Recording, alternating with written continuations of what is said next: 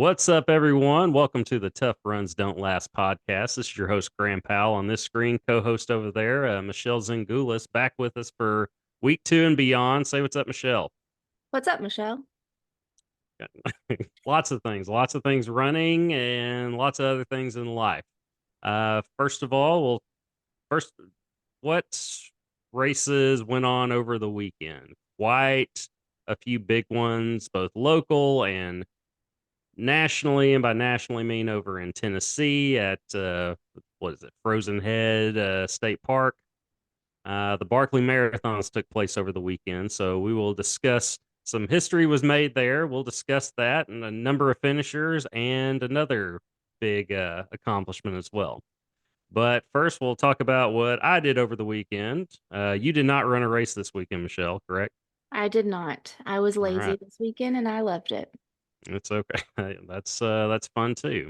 I paced a half marathon this weekend. It was my 30th overall half marathon that I completed, and the second one I've ever paced. I've got another I'm pacing in on April 14th in Little Rock or North Little Rock. Can't remember where it's at, but I've decided, or I've learned that I really enjoy pacing, and I'll discuss why and all that. But first, want to show off my medal a little bit. I got a lot of green on, so this was the St. Patrick's Day version. Excuse my red cord for my earphones. There we go.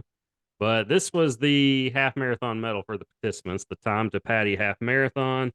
It's one of those traveling races. They had a 5K, 10K, and a half marathon. It's one of those traveling races put on by Body's Race Company. That's the name of it. And they have several different races. The time travel half marathon was one that I paced for them in frigid temperatures on January 20th.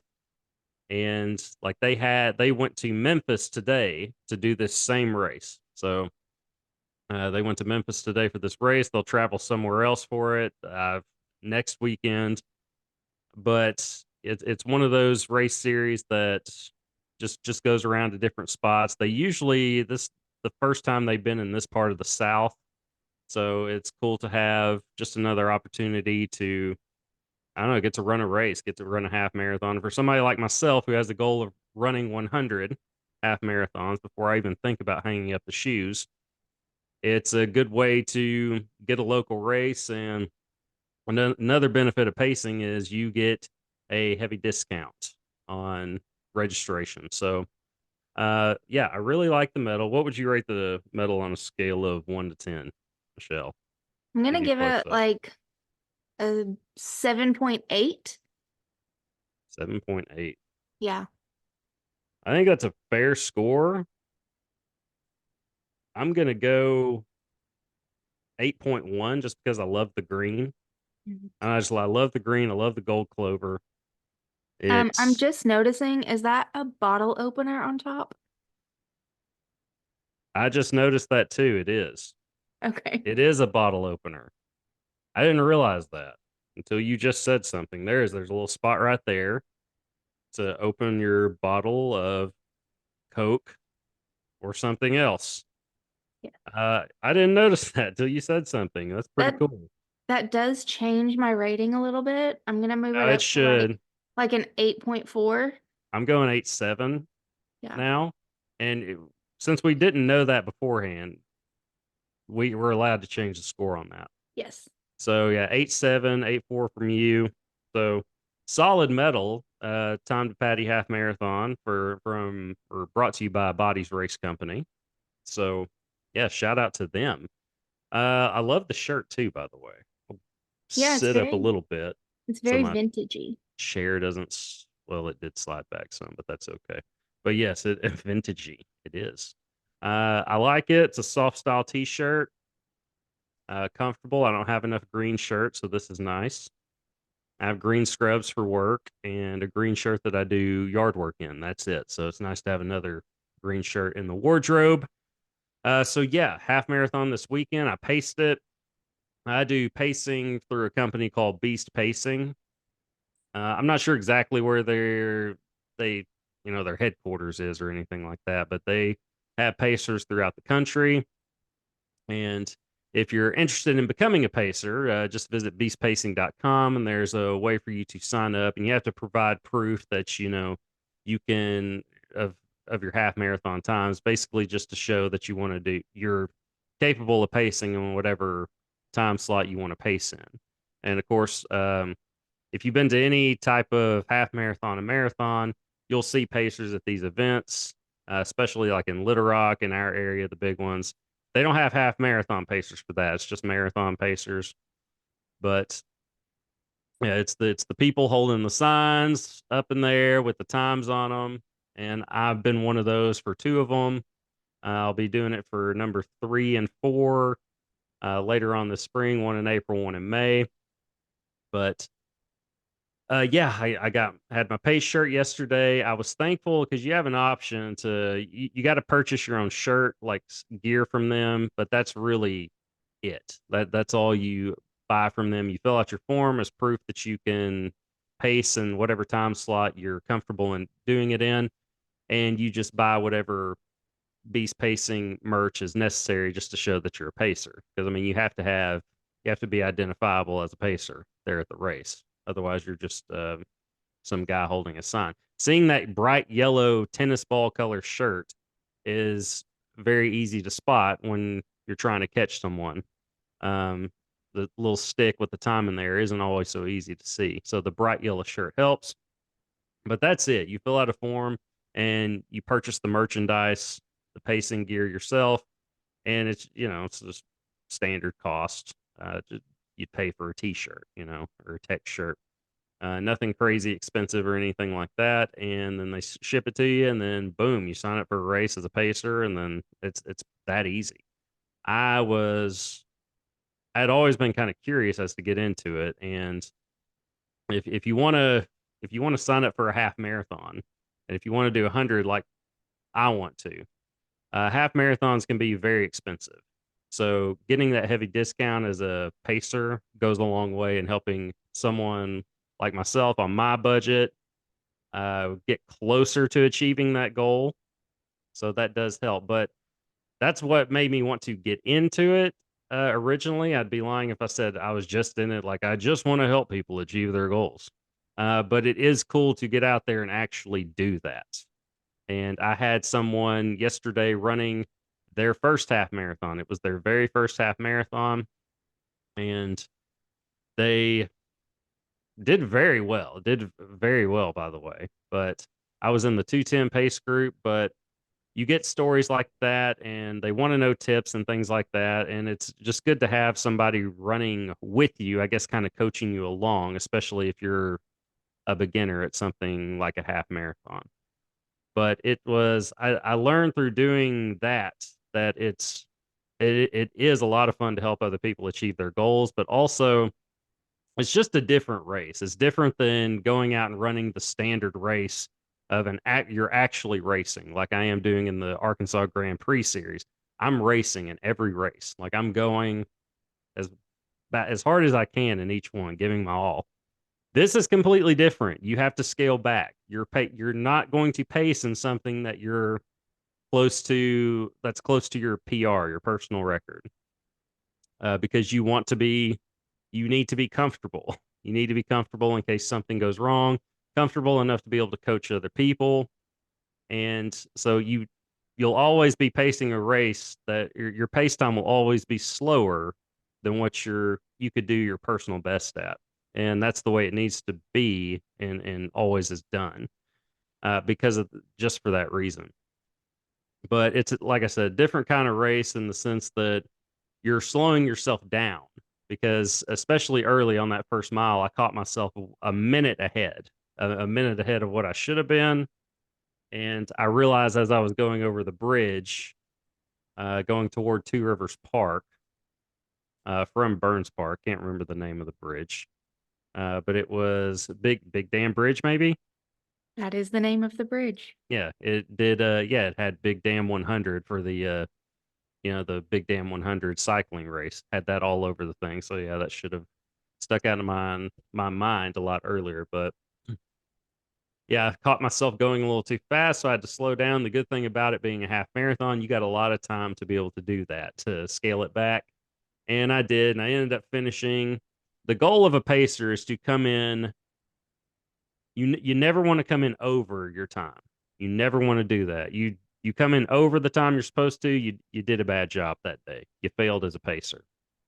It doesn't matter if somebody's running with you or not. The goal is to come in just under that time, never more than a minute over what you're supposed to come in at, or a minute under what you're supposed to come in at, but never go over. So you want to be within a minute of that time that you're supposed to come in at. And I was the 210 pace group. I came in at, I believe my watch said 209:55, 2 hours, 9 minutes, 55 seconds, but I believe my chip time was like 209:51, something like that. So kind of right where I want to be, where it shows just under 210 in both spots. So I did have somebody at the very end, like, and I knew I was a little bit fast, so I could afford to slow down a little bit at the end. And like there was a guy directly behind me, and I'm holding up the sign saying, "Come on, man, you can come in under 210. Just get with me." And he was trying, and I don't know if he did or not. I had to keep going just because I was like, I'm not doing my job if I don't get through the finish line the way I'm supposed to. I can't just sit there and say, "All right, come on." I got to do my job on top of that. But that's always the goal of a pacer. I hear people that are new at it ask, like, "Well, if nobody's with me, can I pacing that is? If nobody's with me, can I just keep going? Go as fast as I want to?" No, no, that's not your job. You're not there to race. You're there to pace. You come in, like, your goal as a pacer is to come in as close to that time as possible without going over. That's your goal as a pacer. You're not out there to race. And the other thing, even if nobody's with you, like yesterday with me, somebody can be within eyesight of your sign. And as long as you're within like eyesight of that sign, you have a chance to get close or come in under that, because the pace is always going to be a little bit faster going, through the finish line than that time slot. But that's one thing I've learned 2 races in, that I really enjoy pacing, and I will be doing much more in the future, because it's like a training run for me. I don't have to go out there and hurt myself just to, well, and by hurt myself, I mean just give my all. I don't have to just go balls to the wall for a race that I'm pacing. I'm doing enough of that already with the Grand Prix. I've got 20 races. I've got 6 down. I got 14 more to go.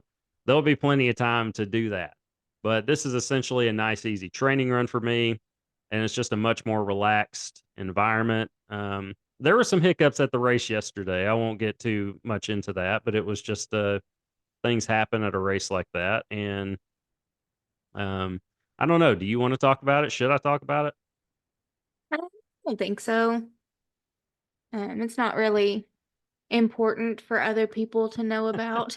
Yeah, I guess not. But it was an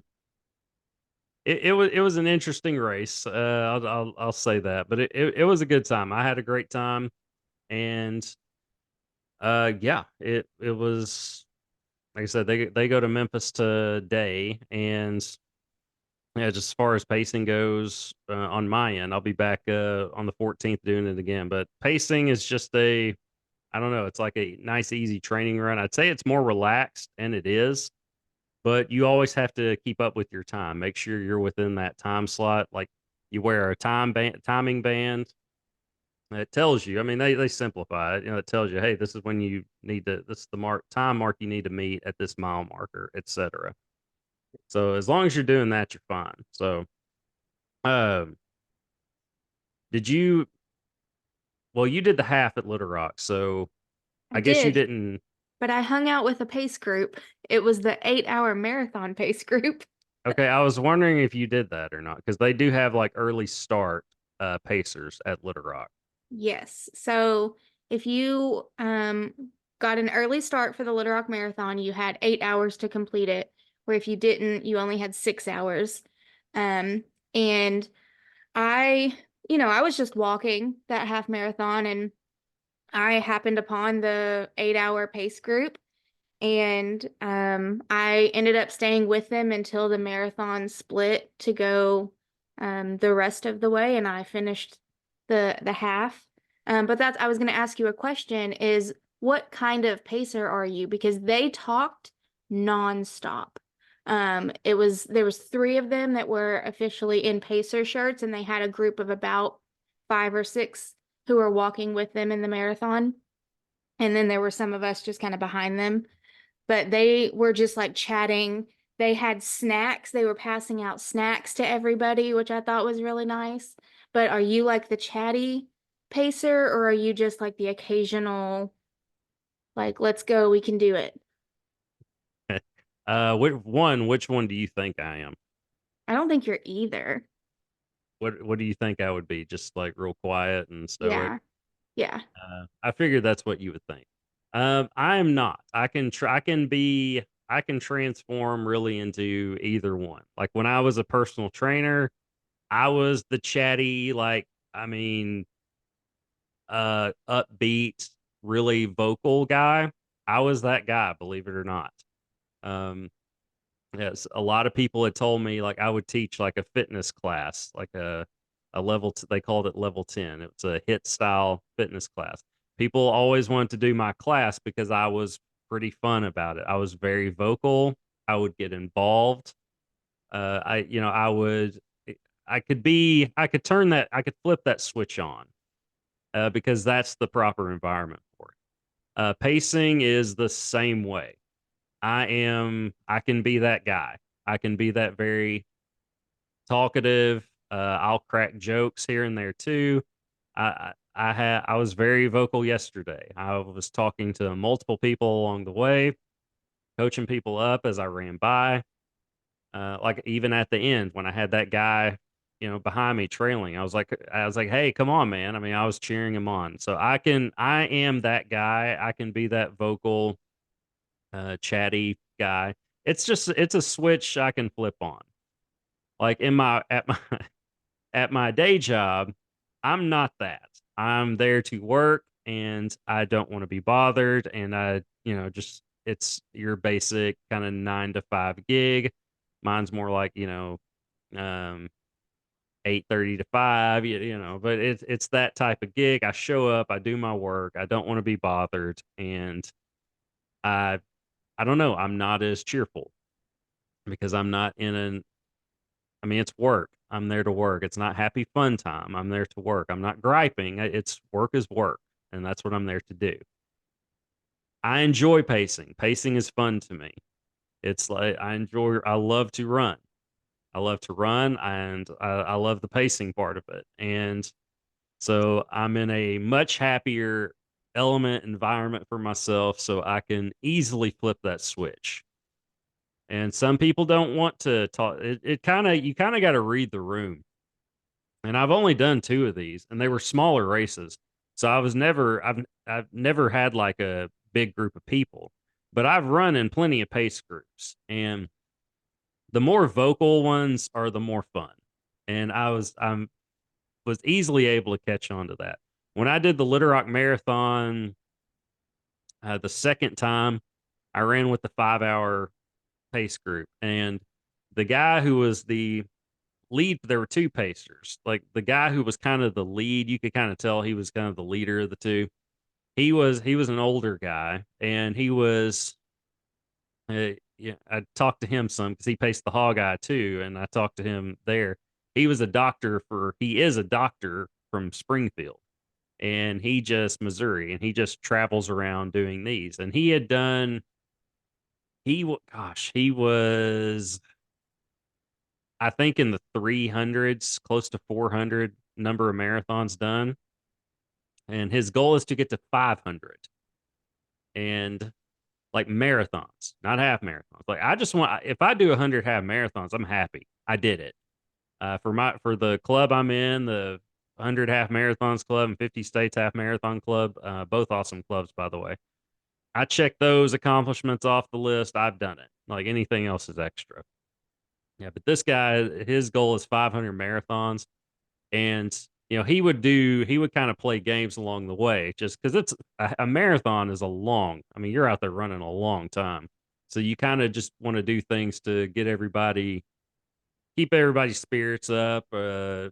Stay vocal, all that. And he would do a thing where he'd go through the alphabet and he whatever letter he said, come up with your favorite food item, like for that.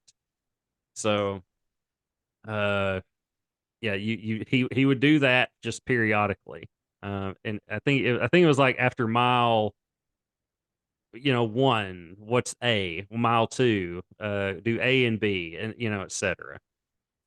So those are the more fun pacers, the ones that are upbeat and vocal. And there are some that don't they don't talk much. They just go. And not to say, in my experience, there were two in particular I remember that did that. Like they weren't very vocal, and they also weren't very good pacers. Like they were going either way too fast or too slow. The first time I ever ran with a pacer was in a half marathon in Fort Smith in 2019. And this was back then, that was like my, I don't know, like second or probably my second second or no, no, no. It was probably like my fourth or fifth half marathon. Either way, it was very low. So I hadn't run a half marathon in a while, so I didn't know how well I was going to do. So I said, I'll just stick with 2:15 and see how that goes. And this guy is just, I felt like he was booking it. And I was like, man, thought I was in pretty decent shape. Like I'm not in as good a shape as I thought. So I'm thinking I'm going to come in at like 2 hours, 30 minutes. Turns out I hear two other runners saying that guy is flying. Like, what is he doing? And I ended up finishing in 2:06. So I passed by him at like mile 11, and he was just walking. Like he was just walking the course because he had finally looked at the clock and realized, yeah, I was going too fast. Like he was going way too fast, and that's just a guy that sucks at his job. Like that's not what a pacer's supposed to do. You're not out there for yourself. You're out there for everybody else. You're there to help everybody else meet their goals, not go into business for yourself. Okay, you said there were three pacers at the Little Rock one in that group For that group, yeah. I feel like maybe one of them was one of the sweepers and they were just hanging out with them. Um, because it was the because 8 hour group. it was the 8 hour group. Yeah, it was probably a sweeper then because there's an And 8 hour time limit at Little Rock. and we didn't have like the police car with us because there were still so many half marathoners. They couldn't be with them. And so I feel like one of them at least was a sweeper. You're probably right because it's usually two. And It's she was usually wearing a two. different color shirt as well. Yeah, probably not a pacer. Probably just somebody that knew them. There's typically never more than two pacers in a group. My brother and I, Ben, we're pacing one together in May on May 11th in Fayetteville. So that'll be pretty cool to pace a half marathon with my brother. Um, we're doing the 2 hour 30 minute group, and so I'm gonna have to probably scale him back quite a bit. Like pulling back a horse in a derby or something because he's in killer shape right now. So um, I think he'll do his job, or I know he will, but it's probably will be tougher for him to scale it back than it will be for me. Um, but yeah, I to answer the question, I can flip that switch. I can be the vocal pacer guy just because from experience, I've learned that those are the more fun, and those are the ones like I don't know that I've responded to better. Um, I would not want to be in a chatty group. I listen to music. I know that you are not a music person when you run. very anti music when I run. Yeah, I listen to music and I don't really want to be chatting and I don't want to have to like put energy towards this sounds terrible. Put energy towards listening to other people. it doesn't sound terrible. A lot of people feel that way, myself included. In that group, that 5 hour group, when we were doing all that stuff, it was fun for a while. But there was one guy in particular who just he was a nice guy, but I just got sick of hearing him after a while, and I would just kind of veer off a little further, either away or forward or backwards some. And it's kind of funny. The very next year, I remember. Okay, we had that. I think this was 2020. I think this was March 2020. So they had the Little Rock Marathon, and then like COVID was a thing, but the country hadn't shut down yet. And then like a week later, the country shut down. So they didn't have the following Little Rock Marathon until a year and a half later. They had it that November, and it was a very nice day that day, perfect day for it.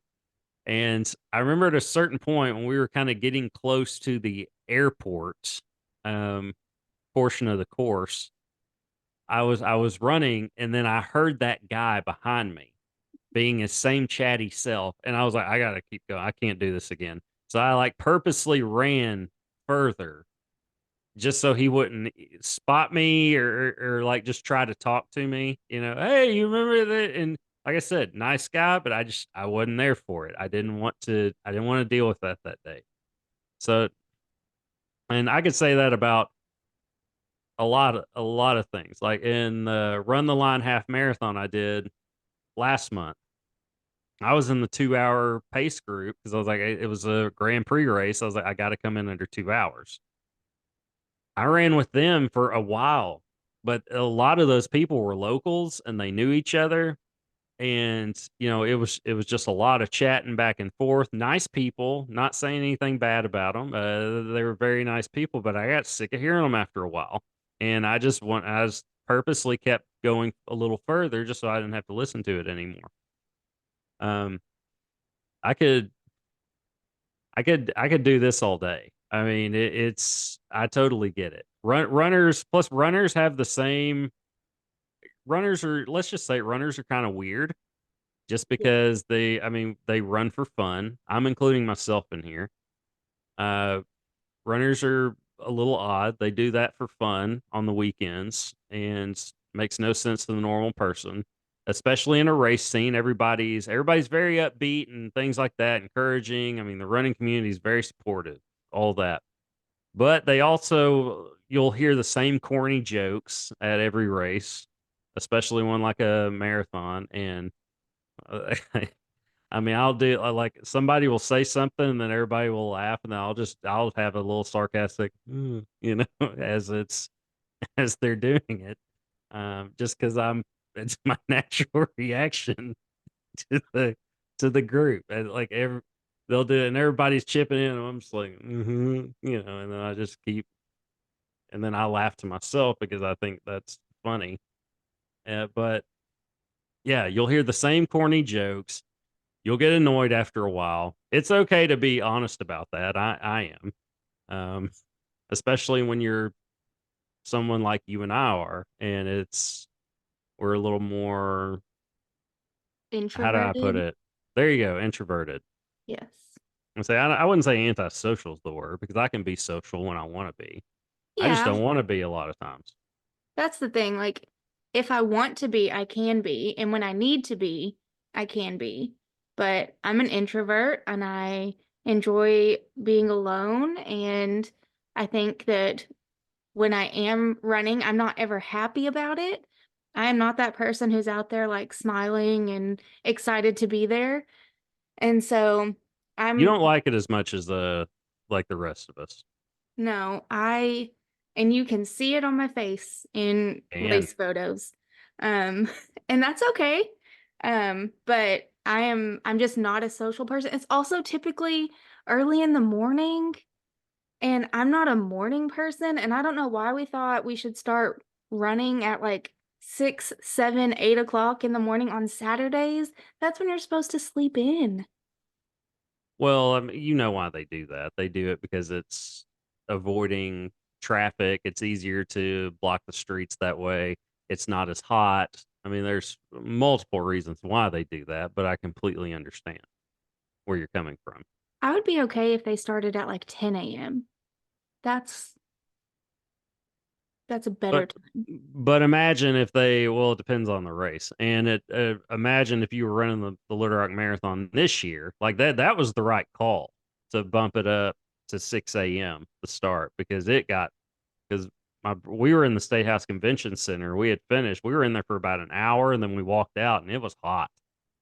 It It was was very hot. humid that day too. And that's the thing. I think it was more of the humidity. So I do think that they made the right call.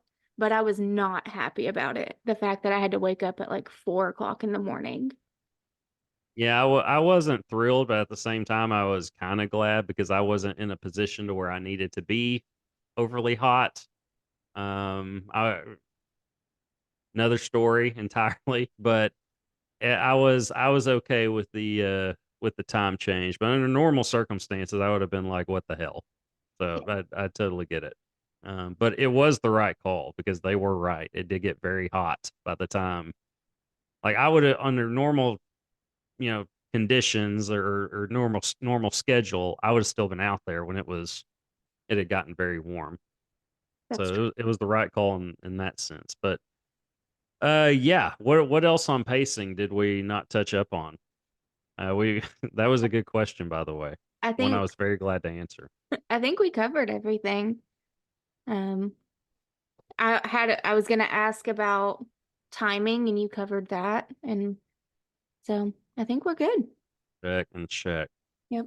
Maybe this way on the screen. Or was I right the first time? I think I was I right the think first either time. way it's a check mark. There you go. All right. So, okay. So let's talk about the Barkley Marathons. I could talk about this all day. It's a fascinating race. The Barkley Marathons was created. I can't remember the year it started.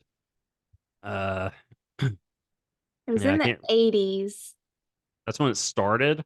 Yeah. Okay. Um, It was this was from 1988. There was an ad for it in a newspaper, but I think it started in 86. this sounds about right. Believe the guy that created it, named Gary Cantrell, I believe is his legal name, and he goes by the name Lazarus Lake. Much cooler name. Call him that people call him Laz for short, and a very interesting individual. He's puts on multiple races in the woods and hills and mountains of Tennessee. And there's one in particular called, I think, the Backyard Ultra, that he has organized, and it's, I believe, a 4.1 mile loop, and you literally just do it until there's one person left. Wow. You have 1 hour to finish the loop, and then there's like a, I don't know, a 10-15 minute break in between the loops, and then you just repeatedly go out until there's one person standing. And usually, and it's in the woods in Tennessee. It's literally like in his backyard. Um, they're pretty close to it, and like the finisher gets like a coin, like a little finisher coin, like that says backyard ultra winner or something like that. But it's typically the winner usually goes like, I believe, around like 130 miles. They always go over 100 miles. Wow. Yeah, it's around like 130, 150 miles, something like that. I could be a little off on that, but it's always over 100 miles the winner. But that's always, and it's not uncommon for there to be just two people left for the final 30, miles or so. But it's very very interesting to see that type of competition. I would never. I don't know if I were to do one like the Death by 5K, like that you sent me. That would be like a perfect in between for me because I don't think I would ever want to do an ultra like to that level. Like I could do a 50K. I could do a 50K now. I wouldn't want to go beyond that. I wouldn't want to go do like a 50 miler or anything like that. Definitely not 100. There's a 250-mile race, No. because the Moab 240 which is really about 238 miles. That was the longest I had heard of, but I think there's a 250 one. Um, but yeah, ultra runners are a different breed. Um, but I mean, the ones that do it, they swear by it and just have a unique love for it. But get touching that, I'll circle back around to the Barkley Marathons. It's all coming together. I promise. But The Barkley Marathons. It's at what, Frozen Head State Park? Is that the name of it? Yeah, Frozen Head State Park in Morgan County, Tennessee. There you go. And it is probably the toughest race there is. Probably the I can't think of one that would be tougher than that. It's said to be in it's different rules. If you complete, you have 60 hours to complete this race. Mm. That's how it works. And the race is 5 loops. And like the whole process is unique.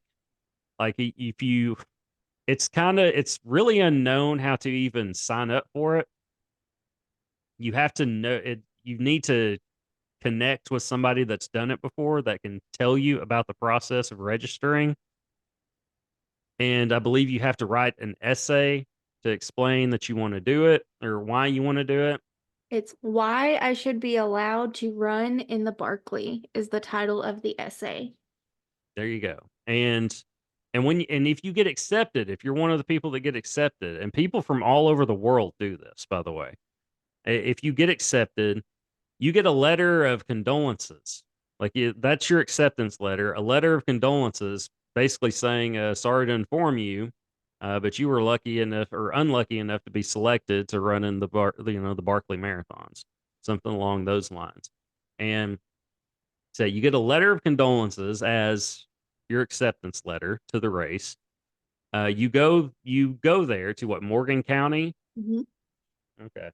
And you're essentially camping. You're camping in the woods. It's like a famous uh yellow gate is the start and finish of the Barkley Marathons. And you camp at, like, you get your bib, all that stuff. You set up camp, and you there's like a 12-hour time frame when the race will start. It's unknown when exactly the race will start. In 2011, like, they got unpacked and everything, and then the race started at like 1:11 a.m. or like something like that. And how that process goes is, Laz will get a conch, like a conch shell, and then just blow it, and that signifies exactly 1 hour till the race starts. So runners can prep. And the at that 1 hour mark, like when it's time for the race to start, it's not a gun, it's not anything like that. Laz just simply lights a cigarette. That signifies the start of the race, and they're off. And I rewatched the documentary on it today just to kind of refresh my mindset. Plus, I just really loved it. There are two really good documentaries. The one I watched today, and I can't remember who put it together, but Gary Robbins, a trail runner, ultra runner, he kind of put together. He was the face of one that I really like. I believe it's called "Where Dreams Go to Die" or something like that, and it's really well done, and it just shows his journey through the Barkley and his experience. I won't have any spoilers or anything like that if you're interested in watching it, but I highly recommend if you're just into documentaries. I mean, you may not even care about running, but this is just fascinating. And I watched it like 5 years ago and still remember it very well. I may watch it again sometime soon, but it's very interesting. Just shows his journey through it, and I got a lot of my information from there. But yeah, you start and you have to complete 5 loops in order to become a Barkley Marathon finisher. There's only been what? How many? How many? Until this year, there were 17 people, and it had been going on since um since 1986, and there had only been 17 finishers And until it's not, this year. and it's not uncommon to have zero finishers. More years than not, there are zero finishers. Yes. And if you complete, and most people like will tap out. Like, they'll either quit during the race or they'll quit. They'll go through 2 loops and just say, I can't go anymore. Like the documentary I watched today was from 2012. There's a guy who traveled all the way from Belgium. It was his second time to attempt Barkley. After 2 loops, he tapped out. Once he got to the yellow bar, he He said, I'm tapping out. And somebody said, you sure? That's a long way to travel for a 40-mile training run. And he was just like, I can't.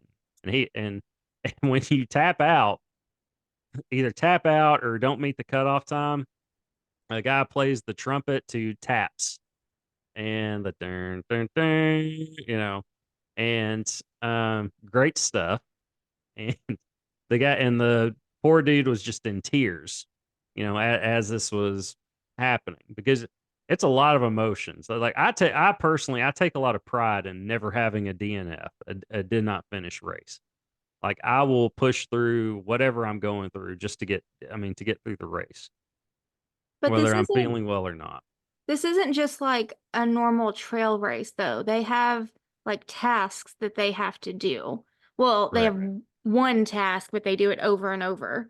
So there's books hidden throughout, and they're not allowed a GPS or anything. Like they have a map and a compass of their trail and where the books are located, and they have to pull a specific page out of the book.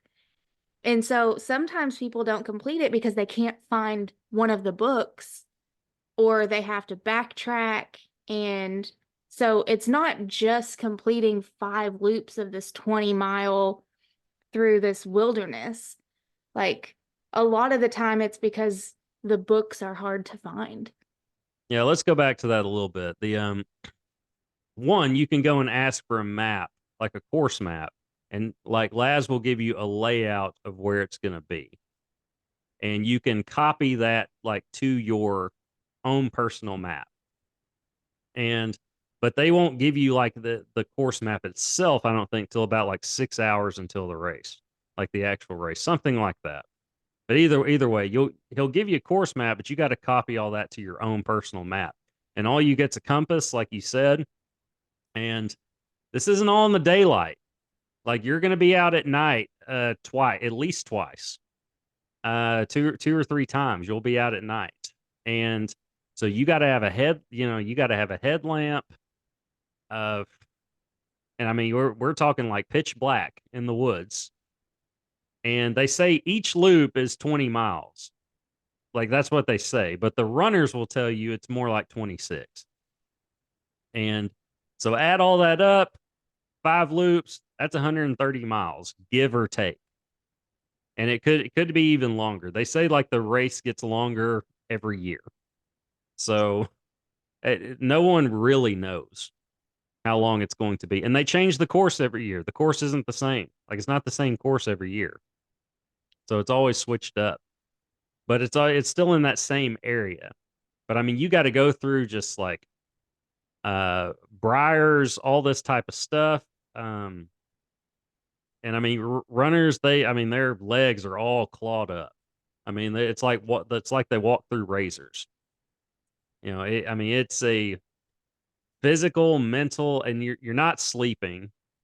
From the documentary today, the guy set the record. His goal, it was the second time he had finished it, and he was going for the course record, and again, this is 2012, so I don't know if it's been broken since then. I doubt it. But he slept 1 hour in 53 hours and 3 minutes, I think it was. He had slept 1 hour. 52 hours and 3 minutes. There you go. Okay. What was his name? Uh, Brett, Maune, Brett something. Okay. Well, yeah, he set the course record. That was the second time he had done it. I don't know if he's attempted it since then, but very bright guy, physicist, by the way. um, a very interesting guy to watch in that documentary. But I mean, he killed it. He was killing it, and he slept all 1 hour. And when he came in after that fourth loop, most people just look like death, but and just you don't know if they're going to go out for that fifth one or not. He got there, he ate a little bit, and he said, "I'm out. I'm back out." I mean, he was racing at that point, and so that helped with that course record because he did have another guy with him, a guy that ended up. I think he's now the only 4 or 5 time finisher of it. 4. This year was number 4. And what's his name? Jared Campbell. Well, that might have been him. I don't remember if that was him or not. Well, in 2012 was Jared's first finish. And then he finished again in 2014, 2016, and then this year, 2024. And you said 2012 was his first. Yes. Yeah, that was him then. Yeah, that was definitely him. But yeah, he was that's incredible just to do it once, but that many times, wild. In the Gary Robbins one documentary, where dreams go to die, It's the uh, race that eats their young. It's young. that is what it's dubbed. The Barkley Marathons is dubbed the race that eats its young. Hmm. Um, John Kelly was a big like figure in that documentary. And in his documentary, John Kelly finishes it for the very first time. That was like his third or fourth attempt at it, and he finished for the first time that year during that documentary, or during that race in that documentary.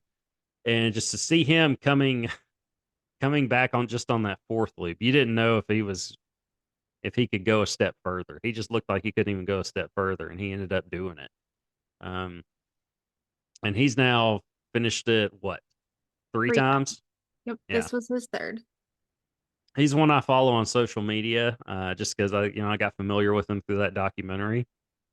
But yeah, congrats to him for that. And I mean, he's there like every year. I think he lives in that area. But he's one of those that's there every year doing it, and doesn't always finish. More times than not, doesn't. But I mean, just doing it once is incredible. But to do it three times now, that's very impressive. But this year they had a record five finishers.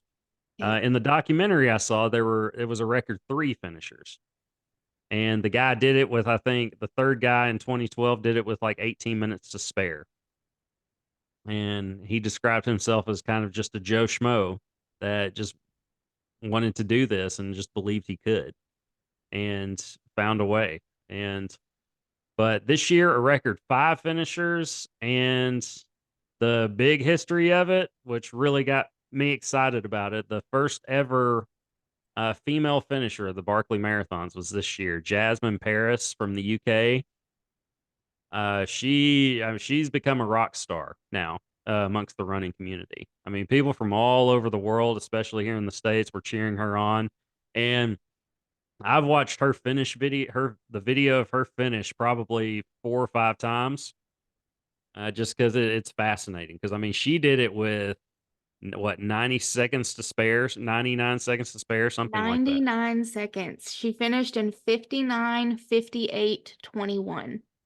And again, 60-hour time limit. And she did it. I think this was like her third attempt at it. Mhm. Last year, I think she had run out of time by loop four, at the end of loop four, or something like that. And here's the thing also with those loops. You come after one loop, you go in the opposite direction, I believe.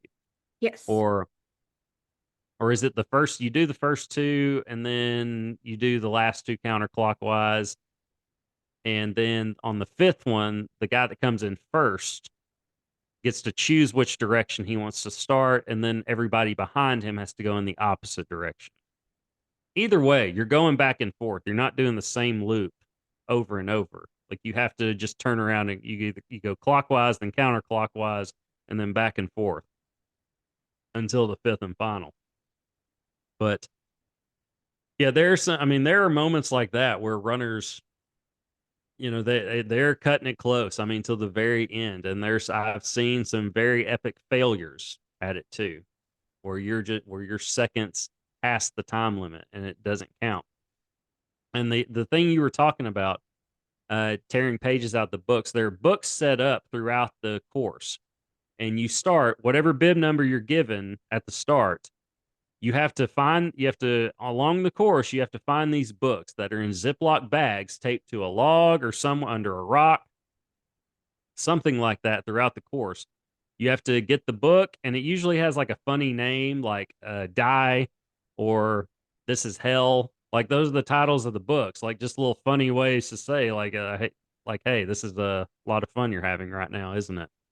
But you tear out the page number of your bib. Like whatever your bib is, if you're bib 178, you tear out page 178 and you have to have 11 pages of like that match your bib number. And every time you come back, Laz gives you a different bib. He gives you a different bib number, and then you have to go out and tear, the pages out. You just repeat the process. So that's how that works. And on top of that, since you're fighting like a lack of calories because there's no aid stations, there actually is a water setup somewhere like along like at the top of a tower or the top of a hill somewhere along the course where they put out water jugs. But a lot of times, I mean, the weather in Tennessee this time of year is very unpredictable. It's often very cold and very wet. The weather was great this year, so the runners that contributed to five of them finishing for sure. But the weather is often terrible. It's often cold, rainy, wet. And one year it was the runners got up there and said to the water and said, "Yeah, it was all frozen." Laz's response was, "Yeah, it's 10 degrees outside. What do you expect?" So this is not exactly a fun race or easy. It is definitely not easy. That goes without saying. But the page numbers that you deal with that. You're dealing with hunger. You're dealing with dehydration. You're dealing with sleep deprivation. That's what gets most people. I know Gary Robbins in particular talks about just hallucinating throughout it, and it's imagine having to make your way with a map through the woods at night, going on 2 days without sleep. You're hungry, you're tired, you're beat up, you're cut up all over, etc. Your feet are tore to shreds, probably. You're imagine the blisters. You're not on pavement, so you're running through water and stuff too. It's a tough looking scenario. Like it has to be the toughest race in the world. But Jasmine Paris did it with 99 seconds to spare. There's what's going to be an iconic photo of her coming over, like touching the bar. Because when you touch the bar, that's your finish. Like, that's your finish time. As soon as you touch that yellow bar, you finished. And the photo of her, she's essentially on like collapsing on it. And you just see like a big, like, piece of saliva just like falling out of her mouth. Just because, I mean, she's just beyond spent. And she touches the bar, goes over it a little bit, and then she just kind of drops, and like has to have kind of aid right away. Uh, just because that level of, I can only imagine how much she was hurting as she's coming up to the finish. She did an interview with BBC that I saw this afternoon that she basically had said she couldn't see the people who were cheering as she was running the last like 200 yards. She was like, I vaguely remember hearing them, but I couldn't see them. She had wanted to stop and just walk because she was not well. She But wasn't, yeah. she was like, I knew if I stopped or if I walked, I was gonna miss it by just seconds. And she was like, I know myself, and I would have had to come back again next year. So she pushed herself through those last 100, 200 yards. And she did. She collapsed, and the video of her is like everyone telling her to give space and stuff like that. But it was nice seeing like the other finishers there to support her right away. So they had all been there like waiting for her and cheering for her. And they do that like always. Like the runners, especially the people that have already finished, they're rooting on the people coming in behind them because you're racing. You want to beat the person that you're racing against, but you want to see other finishers too. You want to see the other people do it because especially early on in the course, you're out there navigating together. You're trying to figure this thing out together, especially if you're new to it. They call them virgins. And if you're a virgin to this race, you have to bring in a license plate uh, from your home state or country for Laz to put on display there.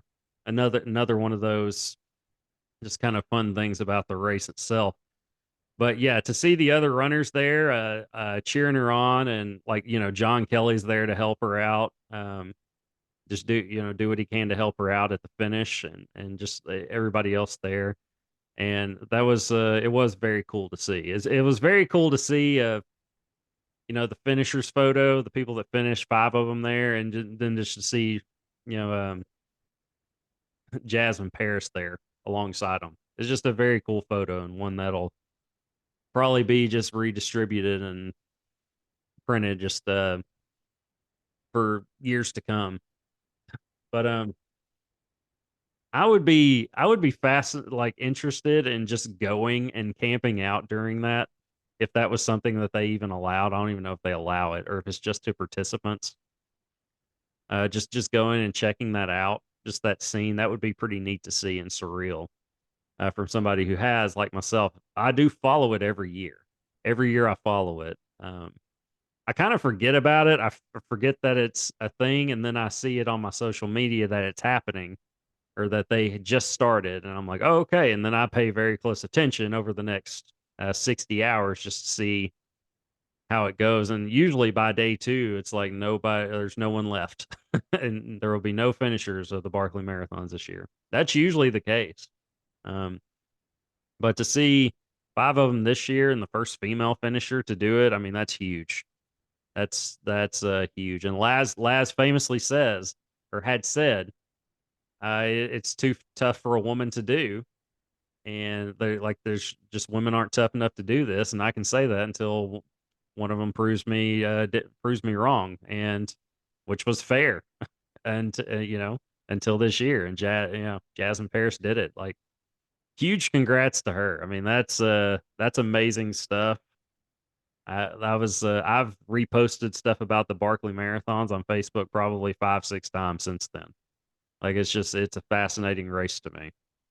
And every piece of it. I mean, just every little bit of it, just the little things in between.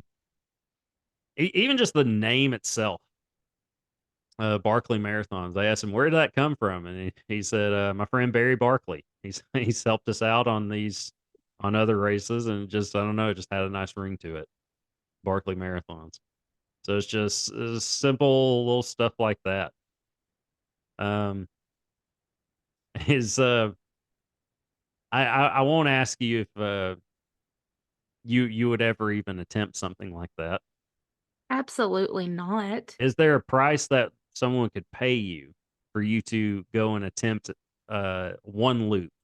To attempt, Like, to finish one loop. and I have 12 hours to do it, right? Really, you have all day. I mean, yeah, or you have 60. But at a certain point, I guess you'd have to narrow that down to make it reasonable. If someone Now, wants to because pay me $10,000, I will attempt, but they do only let 35 people in. Um, and I'm sure that if I did get in, I would get bib number 1, which is the person who is least likely to finish and like shouldn't be there at all. yes, they do select one person who's going to be way in over their head, that's completely unprepared, and just does not belong out there. Mhm. And yeah, they get, I believe, the bib number 1. That's what they are given. And the documentary I watched, it was a guy who was like 50, like in his 50s, and I think he got about 14 miles into loop 1 and then quit. They all say, like, everybody says, like, you have an idea of what it is, and it's so much more. Like, it's so much more than that. I'm I too would clumsy for trail racing. Like, if I'm hiking or something, I'm looking at my feet constantly because I know I'm going to trip over a rock.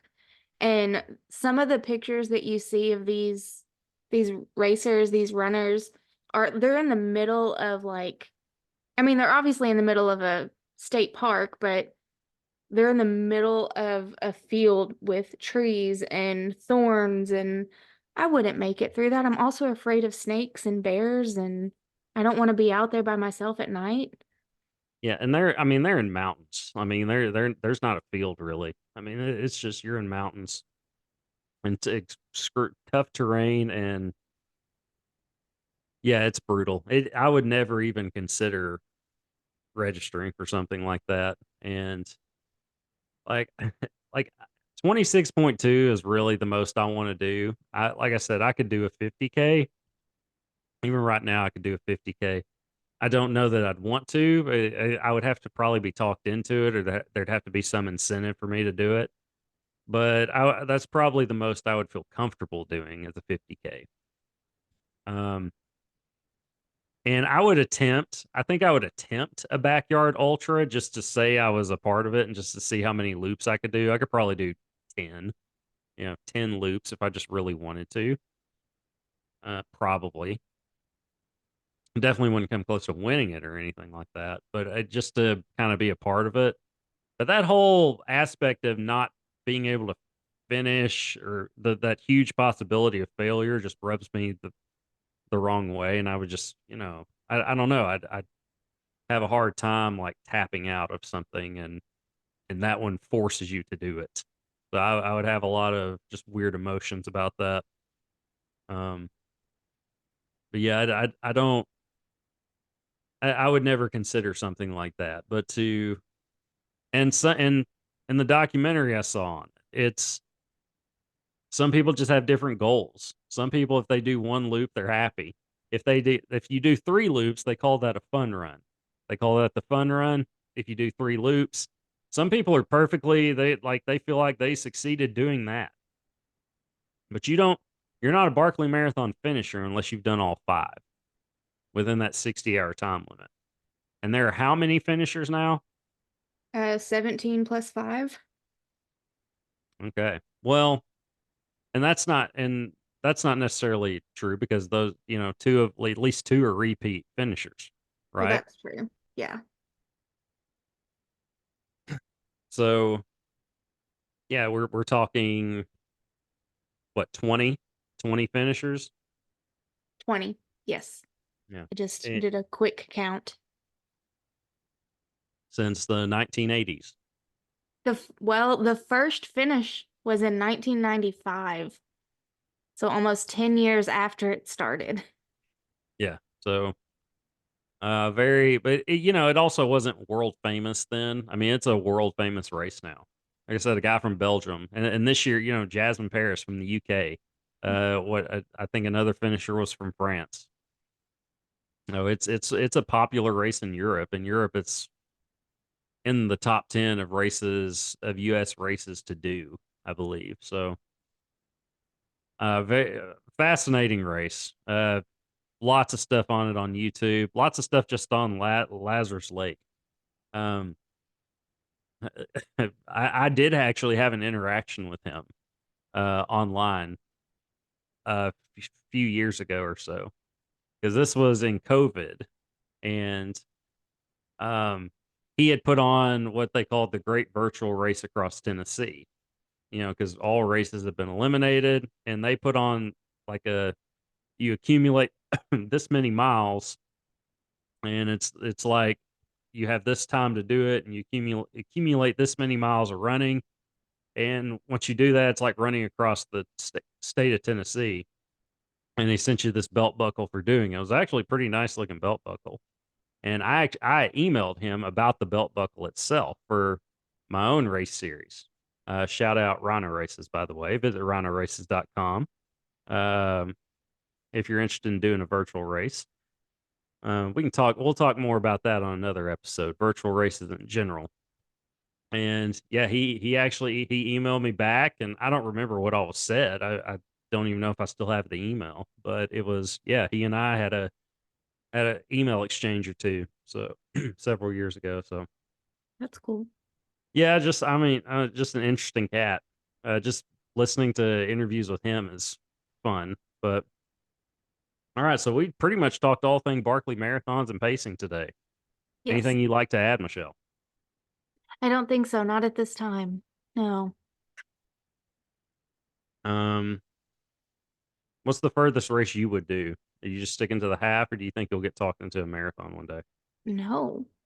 The half was plenty. I did one. I'm done. I'm gonna stick to 5Ks, maybe a 10K.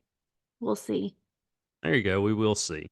There is a fun local race. This for you Arkansans, Central Arkansans in particular, the Capital City Classic. 10K is this Saturday, this coming Saturday, in downtown Little Rock. I will be participating in it. I really don't know how I'll do. I imagine, or the goal will be to come in under 50 minutes. I think that's doable for me. We'll see what happens, but I imagine I can do that at least at this point. So fun race, or that's one race to do if interested in doing something local. If you want to come out and run with me as a pacer, April 14th, and I can't remember if it's Little Rock or North Little Rock, but it's called the Hometown Half Marathon. You can find that on Run Sign Up, etc. But that's that's all I know off the top of my head. So if you or your cats have anything to add in the background for those of you watching on Spotify and YouTube, let's Yeah. do that. If not, let's get out of here. My throat's starting to get a little scratchy. Yeah, the cats say good night and they're ready to go to bed. All right. Well, we're gonna get out of here too, and I'll go to bed when I can. And yeah, we'll be back next week, and I'll probably recap the Capital City Classic, and we'll have plenty of more things to talk about. But until then, we're gonna get out of here. This is Grandpal, And I'm Michelle. and we're out. Deuces, y'all.